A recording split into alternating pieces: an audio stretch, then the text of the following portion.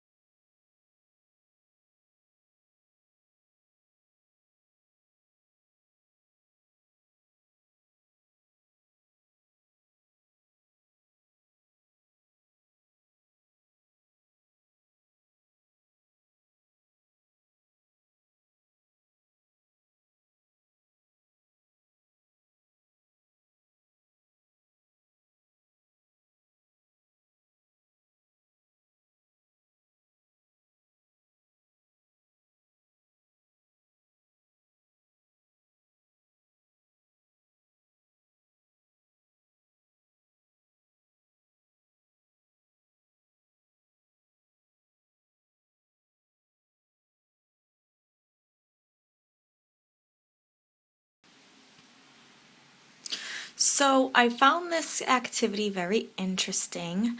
Um, I always feel like while I'm drawing it, I'm like, I don't know what somebody's gonna find in this. And then it always surprises me that there's something that kind of like hits me a little bit. So I picked the page that had the genie on it, and I felt kind of drawn to that one. I like Disney, and it kind of made me think of Disney, but it also is fun to kind of talk about, fantasies. So I picked that one, and then the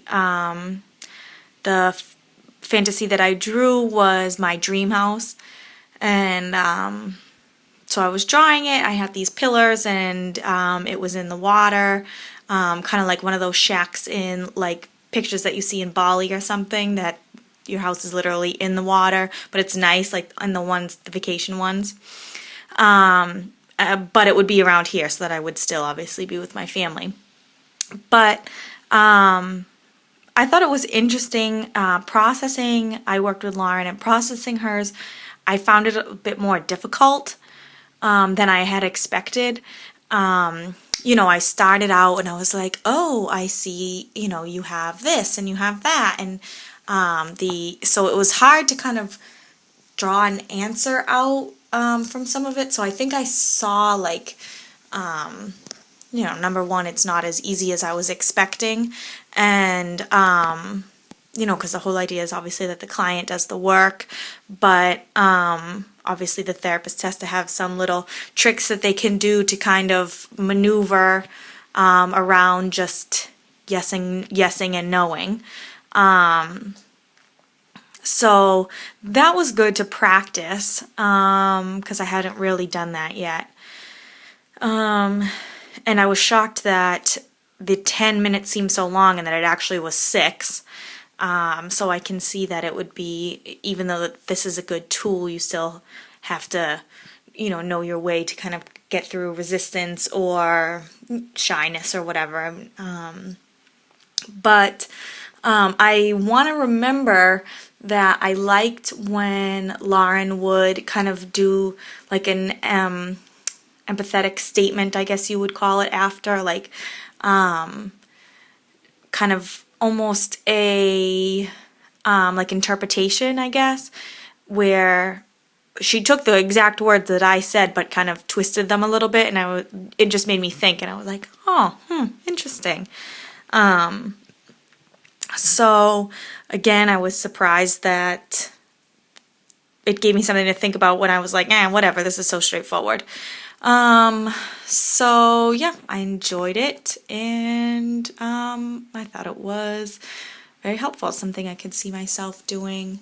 I think the other ones, I had like the two hand holding ones, and the like finish the shirt. I think there's some different things that might be elicited from each. I can imagine that a kid who's kind of stuck in their situation might have a very different fantasy that the genie is showing than, what I have as an adult that has control over her life. Yeah, so interesting activity.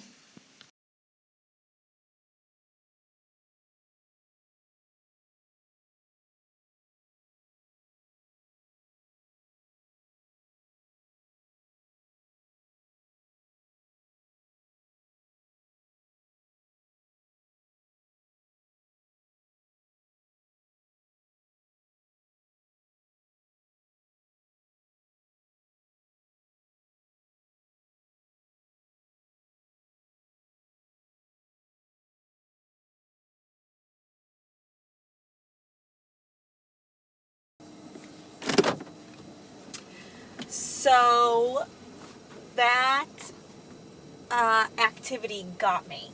That was very personal for me.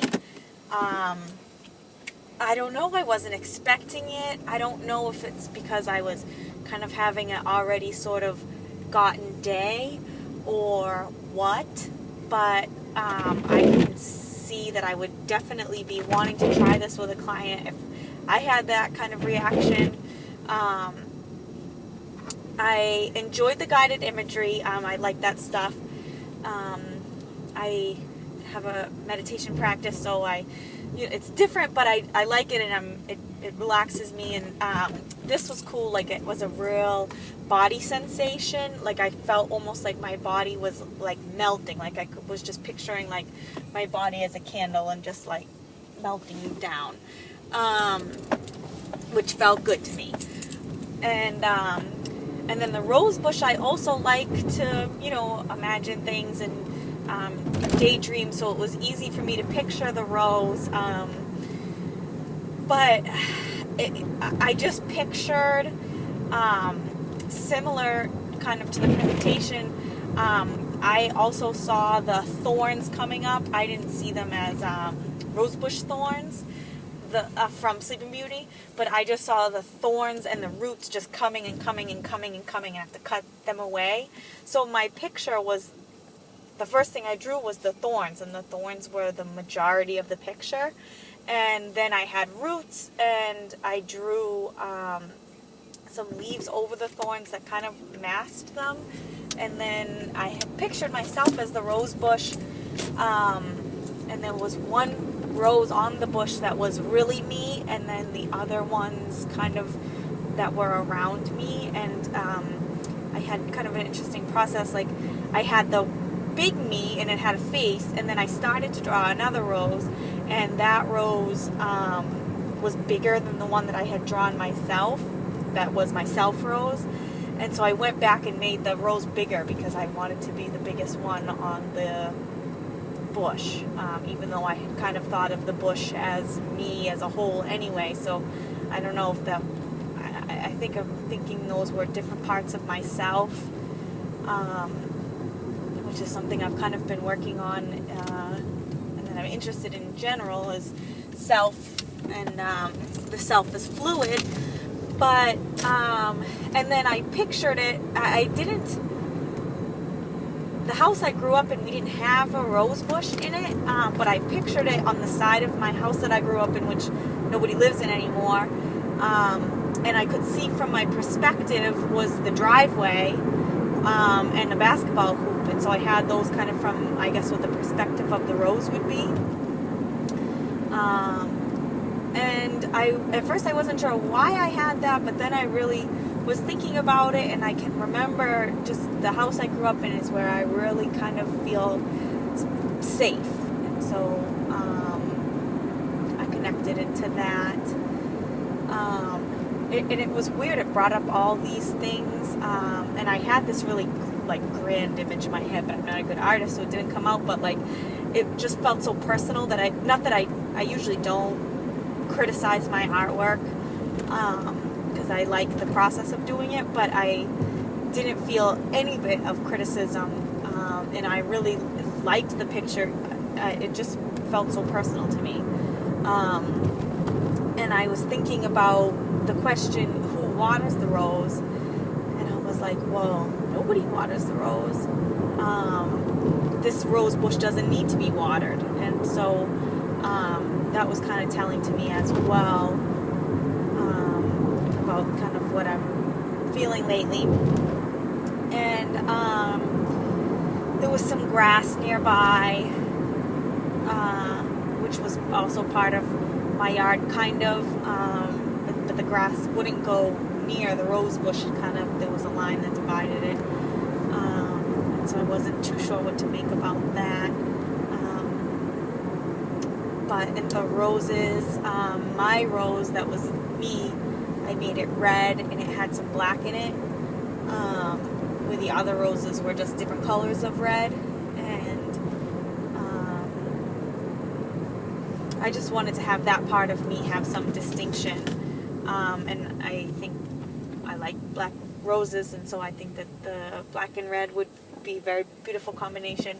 I don't know. It was interesting, and I noticed I put the rose bush on the far side of the paper, and it had some vines that kind of came out and went up and over the top of the rose bush. The rose bush was tall and wide, more tall than wide though,